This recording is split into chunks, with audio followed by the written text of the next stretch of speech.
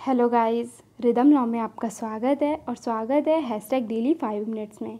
Friends, आज हम बात करेंगे बिहार पीसीएसजे प्री के लिए लॉ ऑफ टॉर्ट्स की। फ्रेंड्स, एपीओ में टॉर्ट्स नहीं आता है और आज जीएस का पार्ट ऐड नहीं कर पाए हैं, कल से कंटिन्यू करते हैं। फर्स्ट क्वेश्चन है आज का, rule of strict liability was evolve in Rylands versus Fletcher case by House of Lords, Queen's Bench, Privy Council या किंग्स बेंच।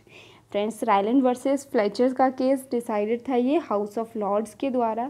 फ्रेंड्स, एक चीज़ और यहाँ इम्पॉर्टेंट है, ये केस का ईयर 1869 वेरी वेरी इंपॉर्टेंट है। फ्रेंड्स, आज ये टॉपिक कंप्लीट कर दीजिए, rule of strict liability mains के लिए भी इम्पॉर्टेंट है। नेक्स्ट क्वेश्चन देखते हैं, Vidyawati versus state of Rajasthan इस केस लॉ रिलेटिंग टू, ये किससे रिलेटेड है। Friends, Vidyawati versus state of Rajasthan related है वाइकेरियस लाइबिलिटी ऑफ स्टेट से। नेक्स्ट क्वेश्चन है, the law relating to payment of damages is based on the, ये जो है पेमेंट ऑफ डैमेजेस है ये केस पर बेस्ड है। फर्स्ट है Hadley versus Baxendale, second case है Hobbs versus London Railway Company, next है हेडले वर्सेस सोलिवियन, नेक्स्ट है नन ऑफ दीज। फ्रेंड्स, का करेक्ट आंसर होगा first, Hadley versus Baxendale. Very very important case है friends, याद रखिएगा।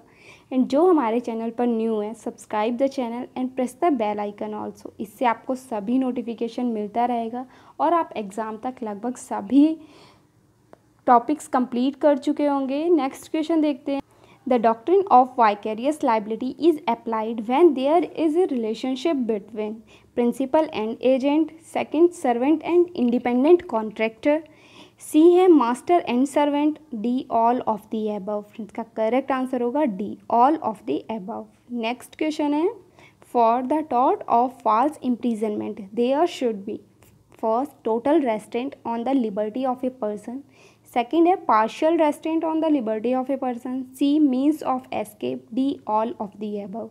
Friends, false imprisonment के लिए दो इसेंशियल कंडीशन है। फर्स्ट है यहाँ पर total restaurant of liberty of person होना चाहिए और जो रेस्ट्रेंट होता है वो विदाउट एनी लॉफुल जस्टिफिकेशन होना चाहिए। तो करेक्ट आंसर होगा first, total restaurant of liberty of a person. Next है, nuisance as a tort was defined as unlawful interference with a person's use and enjoyment of land or some right over or in connection with it। Friends, ये definition दी गई है Winfield के द्वारा, तो correct answer होगा ए। Next है, tort of defamation can be in respect of a living person, deceased person, both A and B, D either A and B। Friends, का correct answer होगा फर्स्ट, लिविंग पर्सन के।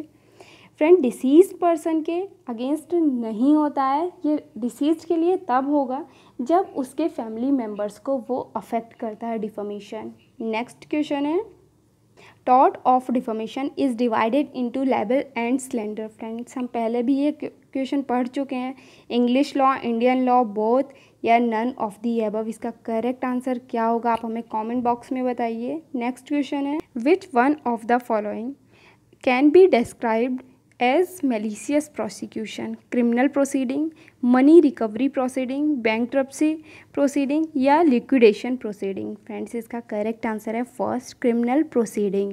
Next question है, case of Kasturilal versus state of UP is related to first fraud of state, B contractual liability of state, third है vicarious liability of state, D है none of the above. Friends, इसका correct answer हो vicarious liability of state, means C इसका correct answer है।